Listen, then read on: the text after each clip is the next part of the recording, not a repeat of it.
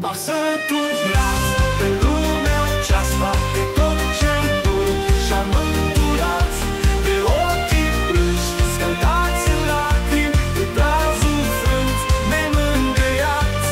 Dar de dragul lui Iisus, eu duc crucea până sus, chiar de sunt ades răpus și fără de putere, deci vreau să ajung în slava sa, să cânt, să strig, aleluia.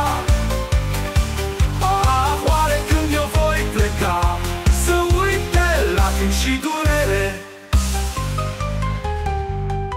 E atât de grea înaintarea, abia mai pot să fac un pas. Din ce în ce mai neagră zarea și luptă singur am rămas. Sfârșindu-se oare durerea, sau doar așa va fi mereu? Căutând prin lume mângâierea, alinul sufletului meu. Ba sunt umblat pe lumea aceasta, de tot ce-mi bun și-am îndurat, de ochii plânși, scăldați în lacrimi, de brazul frânt, nemângâiat. Dar de dragul lui Iisus, eu duc crucea până sus, chiar de sunt ades răpus și fără de putere, deci vreau să ajung în slava sa, să cânt, să strig, aleluia, aleluia. Oare când eu voi pleca, să uit de lacrimi și durere?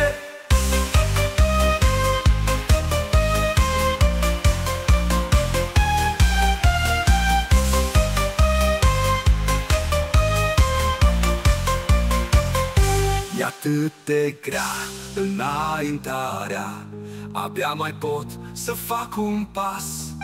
Din ce în ce mai neagră zarea și luptă singur am rămas. Sfârșindu-se oare durerea, sau doar așa va fi mereu? Căutând prin lume mângâierea, alinul sufletului meu. Ba sunt umblat pe lumea aceasta, de tot ce-mi bun și-am îndurat, de ochii plânși, scăldați în lacrimi, de brazul frânt, nemângâiat. Dar de dragul lui Iisus, eu duc crucea până sus, chiar de sunt ades răpus și fără de putere, deci vreau să ajung în slava sa, să cânt, să strig, aleluia, aleluia. Oare când eu voi pleca, să uit de lacrimi și durere?